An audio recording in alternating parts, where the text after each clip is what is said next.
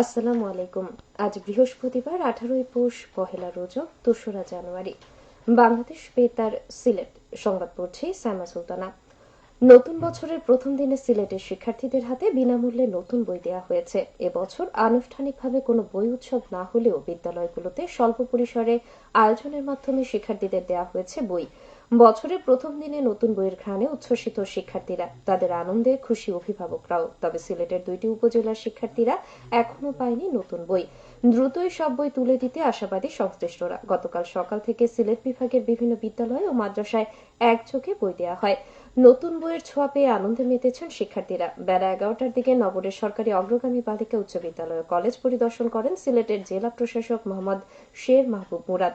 এ সময় শিক্ষার্থীদের মধ্যে বই বিতরণে অংশ নেন তিনি। জেলা প্রশাসক মোহাম্মদ শের মাহবুব মুরাদ জানান, এবছর বই উৎসব হয়নি, শিক্ষা কার্যক্রম শুরু হয়েছে কিনা তা পরিদর্শনে এসেছি। যে পরিমাণ বই পেয়েছি তা সব উপজেলায় পাঠানো হয়েছে। শিক্ষা প্রতিষ্ঠানগুলোতে আজ থেকে ক্লাস শুরু হয়েছে। সিলেট জেলা শিক্ষা অফিসার আবু সাইদ মোহাম্মদ আব্দুল ওয়াদুদ জানান, সিলেটের 2টি উপজেলা বাদে সবকটি উপজেলার শিক্ষার্থীদের আজ বই দেওয়া হয়েছে। তবে শীঘ্রই সকল শিক্ষার্থীদের হাতে নতুন বই তুলে দেওয়া হবে। প্রান্তিক জনগোষ্ঠীদের গণতান্ত্রিক অধিকার প্রতিষ্ঠায় আমাদের করণীয় শীর্ষক মত বিনিময় সভা অনুষ্ঠিত হয়েছে গতকাল মৌলভীবাজারে। শহরের এম সাইফুর রহমান অডিটোরিয়ামে এ সভা অনুষ্ঠিত হয়। সভায় বক্তারা স্বাধীনতার 54 বছরে ওই জনগোষ্ঠীর গণতান্ত্রিক অধিকার প্রতিষ্ঠিত হয়নি উল্লেখ করে বলেন, জুলাই আগস্টে ছাত্র জনতার অভ্যুত্থানের মাধ্যমে এই সুযোগ সৃষ্টি হয়েছে। রাজনৈতিক দল সহ সব সচেতন নাগরিক নিজ অবস্থান থেকে ঐক্যবদ্ধভাবে মতামত দিয়ে সরকারকে সহযোগিতা করলে তা বাস্তবায়ন করা সম্ভব। জেলা সচেতন নাগরিক প্ল্যাটফর্ম এ সভার আয়োজন করে। সিলেট জেলা স্বাস্থ্য বিভাগে 12টি ক্যাটাগরিতে সিভিল সার্জন এয়ার 2024 প্রদান করা হয়েছে। গতকাল সিলেট সিভিল সার্জন কার্যালয়ের কনফারেন্স রুমে অনুষ্ঠিত এক অনুষ্ঠানে এই অ্যাওয়ার্ড প্রদান করা হয়। সিভিল সার্জন ডাক্তার মনীশ্বর চৌধুরীর সভাপতিত্বে অনুষ্ঠানে এতে প্রধান অতিথি হিসেবে উপস্থিত ছিলেন বিভাগীয় স্বাস্থ্য পরিচালক ডাক্তার মোহাম্মদ আনিসুর রহমান।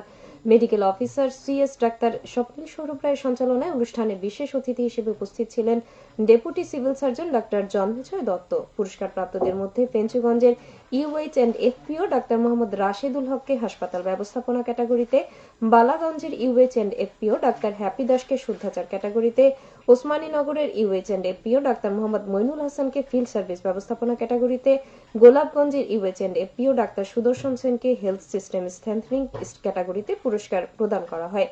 এছাড়াও civil surgeon officer medical officer doctor Ahmad শাহরিয়ারকে প্রশাসন ক্যাটাগরিতে, কানাইঘাটের medical officer doctor Riaz Mahmud তমালকে ফিল্ড সার্ভিস ক্যাটাগরিতে পুরস্কার প্রদান করা হয়। নবজাতক শিশুকে মায়ের শাল দুধ সহ 6 মাস বয়স পর্যন্ত মায়ের দুধ পান করানোর সুফল সম্পর্কে সচেতন করতে মা সমাবেশ অনুষ্ঠিত হয়েছে গতকাল মৌলভীবাজারে। সদর উপজেলার রায়শ্রী কমিউনিটি ক্লিনিকে অনুষ্ঠিত সমাবেশে প্রধান অতিথি ছিলেন জেলা সিভিল সার্জন মামুনুর রহমান। এ সময় বিশেষজ্ঞ চিকিৎসকেরা বলেন, মায়ের দুধে প্রায় 200 ভিটামিন ও মিনারেল রয়েছে, যা সুস্থ সবল মেধা বিকাশ সহ শিশু মৃত্যু হ্রাসে সহায়ক। বক্তারা মা সহ শিশুর স্বাস্থ্য সুরক্ষায় জন্মের পর থেকে 6 মাস বয়স পর্যন্ত বুকের দুধ পান করানোর আহ্বান জানান। এতে 3 শতাধিক মা উপস্থিত ছিলেন। স্বাস্থ্য শিক্ষা ব্যুরো এর আয়োজন করে।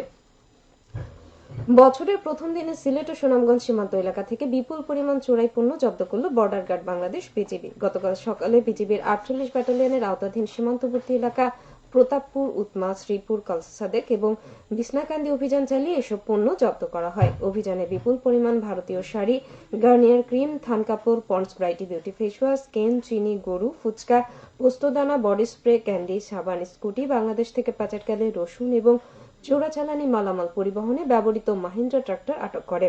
আটককৃত মালামালের আনুমানিক মূল্য 1,43,96,700 টাকা। সরকারি ও বেসরকারি মেডিকেল কলেজে ভর্তি পরীক্ষার স্বচ্ছতা নিশ্চিত করতে 1 জানুয়ারি থেকে 22 জানুয়ারি পর্যন্ত দেশের সব কোচিং সেন্টার বন্ধ রাখার নির্দেশ দিয়েছে সরকার। গতকাল স্বাস্থ্য শিক্ষা অধিদপ্তরের ডিজিএমই জারি করা এক বিজ্ঞপ্তিতে এই নির্দেশনা দেওয়া হয়। 2024-25 শিক্ষাবর্ষের এমবিবিএস কোর্সের ভর্তি পরীক্ষা আগামী 17 জানুয়ারি অনুষ্ঠিত হবে। পাশাপাশি ডেন্টাল কলেজের ভর্তি পরীক্ষা 18 ফেব্রুয়ারি অনুষ্ঠিত হওয়ার কথা রয়েছে। স্বাস্থ্য শিক্ষা অধিদপ্তরের বিজ্ঞপ্তিতে জানানো হয়েছে, দেশের 19টি কেন্দ্রে একযোগে মেডিকেল ভর্তি পরীক্ষা অনুষ্ঠিত হবে। খেলার খবর, ক্রিকেট। ইয়ং টাইগার্স অনূর্ধ্ব 14 জাতীয় ক্রিকেট টুর্নামেন্ট গতকাল থেকে সিলেটে শুরু হয়েছে। জেলা স্টেডিয়ামে সকালে টুর্নামেন্টের উদ্বোধন করেন বিভাগীয় কমিশনার খান মোহাম্মদ রেজাউল নবী। উদ্বোধনী ম্যাচে সিলেট জেলা দলের মুখোমুখি হয় হবিগঞ্জ জেলা দল। একই ভেন্যুতে আজ সুনামগঞ্জ জেলা দল মুখোমুখি হবে মৌলভীবাজার জেলা দলের। সবশেষে জানিয়ে দিচ্ছি আবহাওয়া। আজ বেলা 1টা পর্যন্ত পূর্বাভাসে বলা হয়েছে সিলেট সহ পার্শ্ববর্তী এলাকার জন্য কোনো সতর্কবাণী নেই এবং কোনো সংকেত দেখাতে হবে না। আজ সিলেটে সূর্যোদয় হয়েছে ভোর 6টা বেজে 38 মিনিটে এবং সূর্য অস্ত যাবে সন্ধ্যা 5টা বেজে 15 মিনিটে। সংবাদ শেষ হলো। পরবর্তী স্থানীয় সংবাদ প্রচারিত হবে দুপুর 1টা বেজে 5 মিনিট।